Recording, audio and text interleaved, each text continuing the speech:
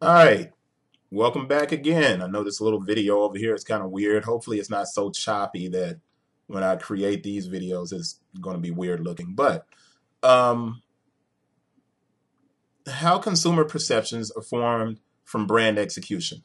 Like I said, because I've placed a heavy emphasis on establishing my brand through Amazon, the consumer has basically a built-in safety net, a built-in comfort zone that they don't have if they had to go to my website, click on the ARC online shop, and go through. Let's let that load and come up. Go through here, and you can see all of the shoes here. If they see my shoe, they can go to my shoe and get ready to purchase it.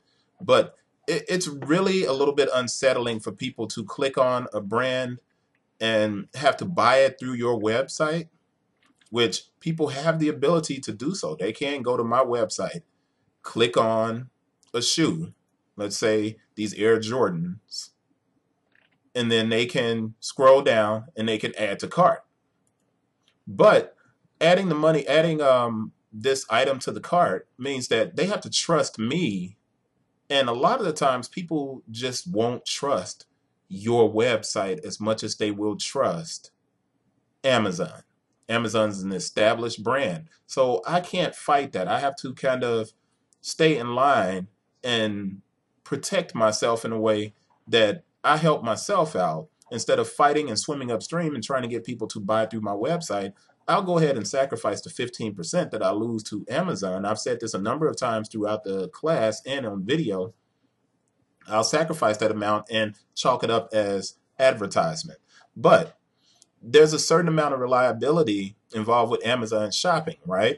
And everybody's protected, and you're protected, and your purchase is protected when someone buys it on Amazon. But this is the most important part of it is on my website, the ARC online shop, the customers can see and read the reviews about my customer service. Now, they can also go back and go to here and they can look at the reviews on Amazon in regard to my brand.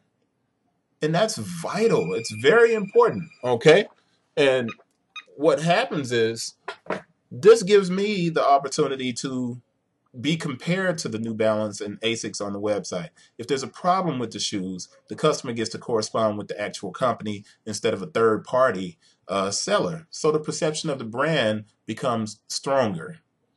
Now, that's a lot of information that I've given over these 3 videos, but it's very important that you learn to position your company. You need to sit down and take into account, if you're starting a business, how you are positioning your brand in the market, how you're going to sell your brand in the market, how you're going to reach your customers, customer acquisition.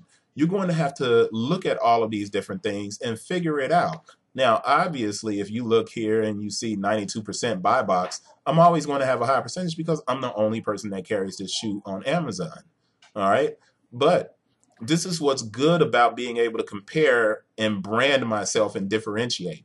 I can also look at what sells well on Amazon, right? If I see Kyrie sells well, that means that a basketball shoe is selling well. If I see $2,000 in sales on this shoe, this Air Max, that means running shoes are selling very well.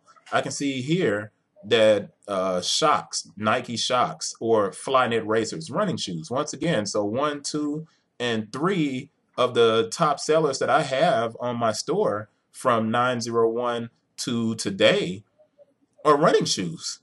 And if you keep going down the list, you'll see running shoes. Now you have some blanks here, and I'm not sure what those are. I have to go back in and click on it and find it, but it may give me a 404. But you'll notice that running shoes, and then you'll see basketball shoes. So that tells me that I have an option to do some things that are pretty powerful. Okay, I can look at the numbers inside of my reports on Amazon and use it as my home base. What you will have to do is figure out what works for you. This is it for the BBZ. I hope you guys enjoyed the class. It's a lot of videos to watch. I'm going to get back to doing what I'm doing right now, but I definitely appreciate anyone who stayed around and checked out everything. Email me, write me, let me get to doing some breakdowns for some people. And that's it. I appreciate you guys, and I look forward to doing this class again in the fall. Peace.